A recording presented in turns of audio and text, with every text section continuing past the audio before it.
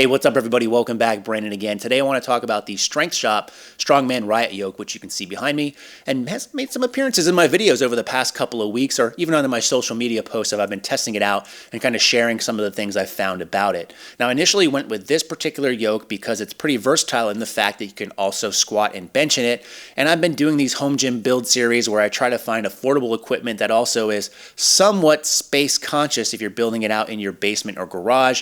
And the problem is a lot of the stuff I've done has been through Rogue or Elite FTS, which are American-based companies, which are great if you're in the States, but really bad if you're in another country and overseas, as shipping can get pretty tremendous. So Strength Shop has a large presence in Europe, so this could be a viable option if someone over there is looking to build out their gym. But I will say that their USA shop has also been picking up a lot of steam. They're starting to get a lot more products in there, and they were gracious enough to send me this out for testing. So let's put it to the test and see how it does. The Riot Strongman yoke is an adjustable yoke with a listed max height of 70 inches and a base of 49 by 50. It's made from 2.5 by 3 inch steel, and overall, it's pretty sturdy. It has a 42.5 inch long top crossbar with a diameter of 3 inches, which is super comfortable across the back, which is nice. On the base, you'll find 4 loading pins, which are 10 inches tall each, and included with this yoke are a pair of J-hooks and 2 spotter arms.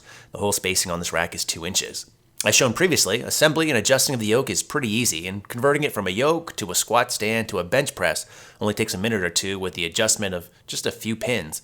I should also mention that you're able to use this for sled pushes as well if you'd like, as there are skids on the bottom of the yoke. Now, the versatility of this rack is its biggest selling point in my opinion, and it's also nice that the loading pins act as a way to further stabilize the yoke if you were concerned about having to bolt a rig to the ground for home use. The quality of the build here is also pretty good, as I mentioned. However, there are some design issues that could be improved upon. So the yoke has tightening pins on the side to help secure the crossbar in place, and depending on your rack position, however, these come very close to hitting the side of the plates when you're benching or squatting. And while these could easily be removed to avoid the problem, I think a better solution might just be moving them to the front or the rear post instead of the side.